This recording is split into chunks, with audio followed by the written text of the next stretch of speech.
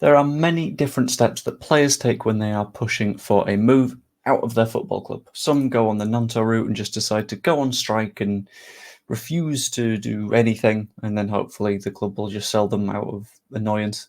Some will use their agents to try and forge some links with various clubs, reach out, see if they can get bids from anywhere, but some will be far more direct and just talk to their club, which has left a Leeds United target training alone at his club, very clearly pushing for a move as we speak. So in this video, I'm going to run through what exactly Leeds are looking for in the transfer market right now and how exactly this player fits, who exactly is taking these steps, what's going on in their camp at their club, what the competition is looking like at the moment for the signing, whether or not it makes a Leeds move likely, and ultimately if he's right for Leeds. And in addition to that, this is based on some reports from the Yorkshire Evening Post, Calcio Mercato, and a few other places, so you know it's looking fairly reasonably accurate. So first up, what exactly is it that Leeds are looking for? We know that Leeds are looking for multiple different players right now. We're looking for a midfielder and, importantly in this case, a left-back to cover Firpo and maybe do some attacking bits as well. Younger would be ideal, just because it gives us someone that's able to develop as a part of the squad. So Harrison Burrows, who ended up not coming, would have been the perfect signing for us, but ultimately just someone that we can trust in case of issues such as injuries or unreliability at left back. Someone that's a safe pair of hands, basically, would be absolutely ideal for us at the moment. But who exactly is forcing the move? This is the really interesting bit to me, and it is someone who fills all of those requirements, someone who I think will be a very, very good left back at Championship level. His name is Fode Ballo-Touré, who is currently an AC Milan left back.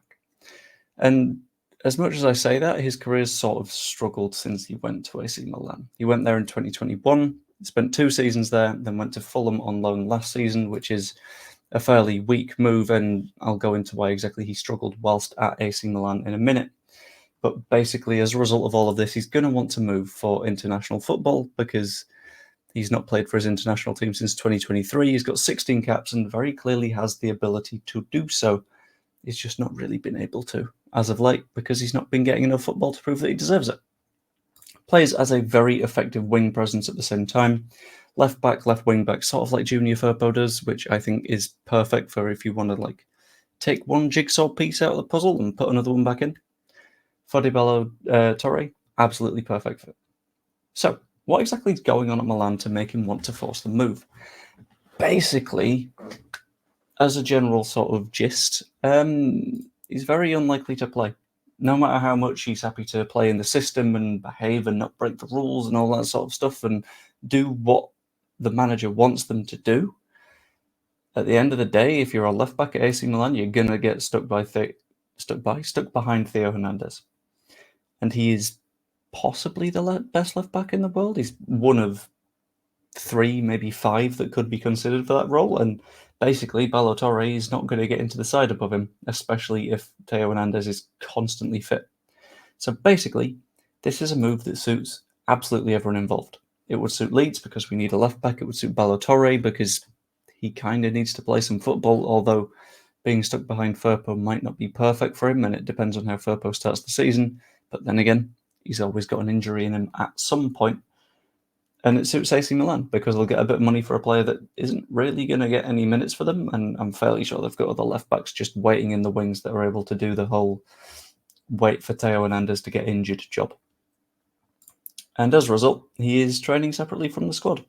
This is a move that lots and lots of clubs make when A, they don't want someone to sort of pointlessly learn the tactical system that they're playing the next season, and B, is something that sort of keeps them injury free. You don't want them to take a tackle from one of their fellow players in pre-season only to get injured and kill any chance of a move. This is what is very indicative of a move, in my opinion, and tells me that Ballo-Touré is almost certainly leaving AC Milan, which is very interesting for us. But it's also interesting for another couple of clubs because some other clubs want him because he's very clearly a fairly solid player. There is interest not only from England but from across Europe. Besiktas in Turkey being one example, who are currently looking for a little bit more defensive reinforcement, especially on that left-hand side, and Ballo-Touré is someone who can come inside and play that centre-back role as well as that sort of left midfield and left-back role. is fairly versatile, which is sort of, he fits into the whole sponge pegs thing. Square pegs, round pegs, doesn't matter. If it's made of sponge, it can go absolutely anywhere. Watford are also considering a bit more quality, a little bit more depth in their squad at left back, and that means that they're also likely to be in for Ballo-Touré. But on the face of it, we're very well placed here. My next set of banners is under a sort of, does this make a Leeds move likely? And honestly, I think we are arguably the most promising move for him. We are a club that is nicely positioned, went for promotion last season. I don't think Watford will be doing the same.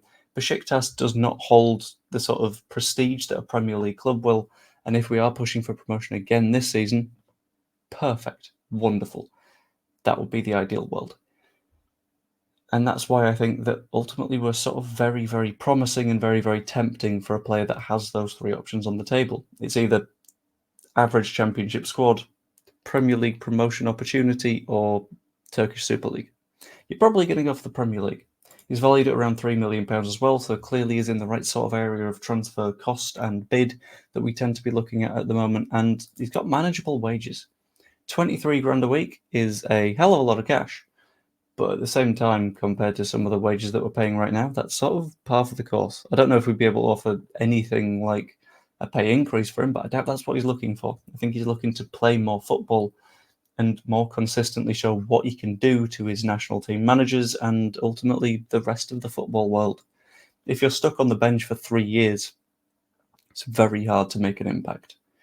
So that's what I think he'll look to do. We've genuinely got a very good chance of getting this one done if we do want him. And there is a lot of talk about our interest in a potential bid, but I do have to sort of ask a little bit if he's right for us, because